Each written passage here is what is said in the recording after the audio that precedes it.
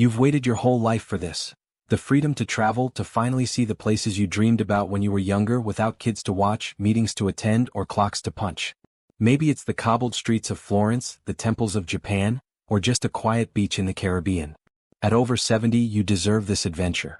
But what no travel agency tells you, and what very few seniors ever talk about, is that travel after 70, while incredibly rewarding, comes with hidden dangers that can turn your dream trip into a disaster if you're not prepared.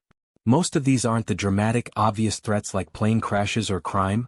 They're the small, often invisible issues that slowly build up, catch you off guard, and leave you helpless in a place far from home. And the worst part? They're preventable. We're not here to scare you out of traveling, we're here to make sure you do it smart. So let's talk about what's really going on behind the pretty postcards and glossy brochures. Because every senior traveler deserves to be excited, not blindsided. Let's begin with something most people completely underestimate: altitude. That breathtaking view in Peru or Colorado. It could literally take your breath away, permanently. As you get older, your lungs don't work as efficiently, and your heart needs more help pumping oxygen. At high altitudes, even climbing a few stairs can feel like a marathon. You might chalk it up to jet lag or fatigue, but in reality, it could be early symptoms of altitude sickness. Headaches, confusion, chest tightness, dizziness.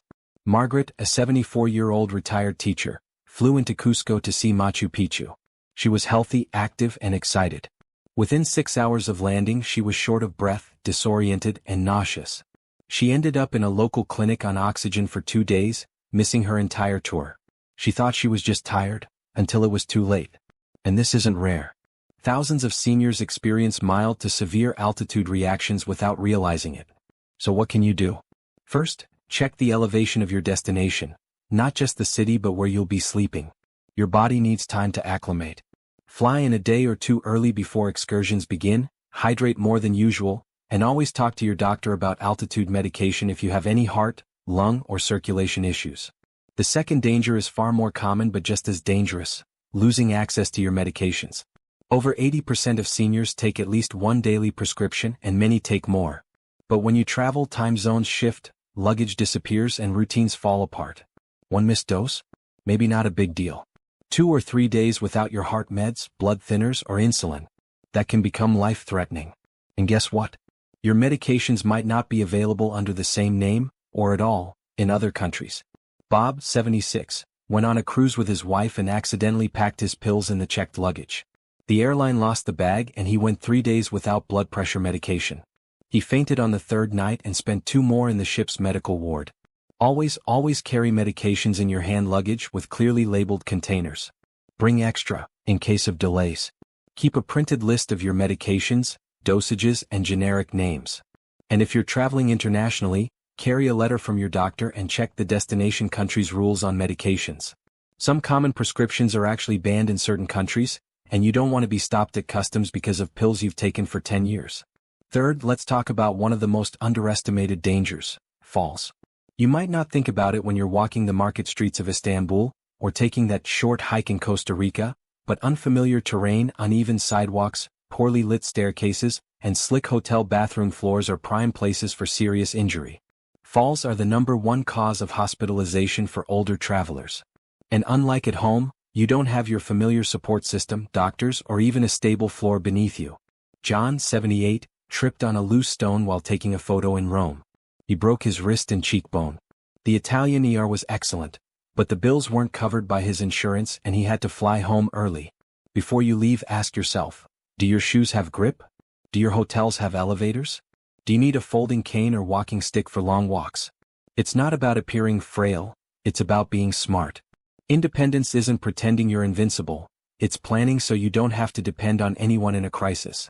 The fourth danger isn't physical, it's financial. And it hits hardest when you're at your most vulnerable: sick, confused, or panicked in a foreign hospital. Most seniors believe their regular insurance will protect them overseas. It won't. Medicare, for example, doesn't cover international medical costs.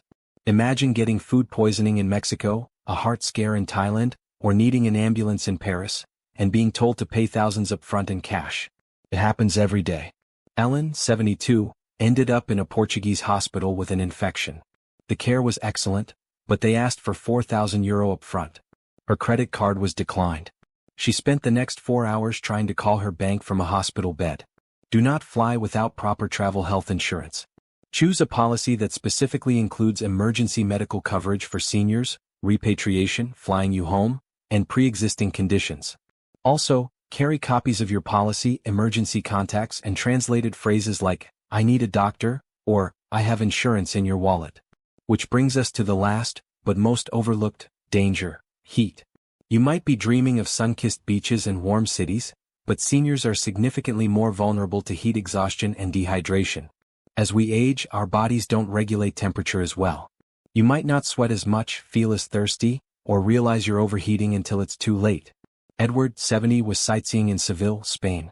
It was 96 degrees Fahrenheit, and he was walking in jeans and a button-down. After an hour, he felt dizzy, sat on a bench, and blacked out. He was rushed to the ER with severe dehydration. Older travelers often avoid drinking too much to prevent bathroom breaks, but this creates a perfect storm for heat stroke.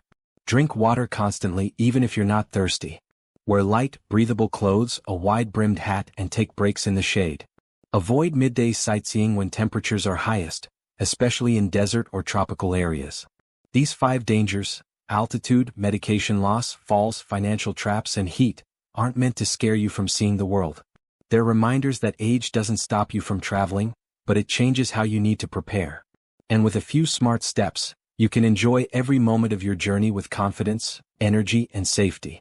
Traveling after 70 is not just possible, it can be more enriching than ever because you're not just seeing places, you're appreciating them in ways you never could before. You've earned the right to wander, to relax, to explore. But you've also earned the wisdom to plan ahead. So before your next trip, review your destination's altitude. Pack extra meds and carry them with you. Choose senior-friendly hotels and don't feel shy about requesting support. Get travel insurance that covers your age group, and research emergency numbers and phrases in your destination's language. Stay hydrated. Dress for the weather. Take it slow when needed. There's no shame in pacing yourself.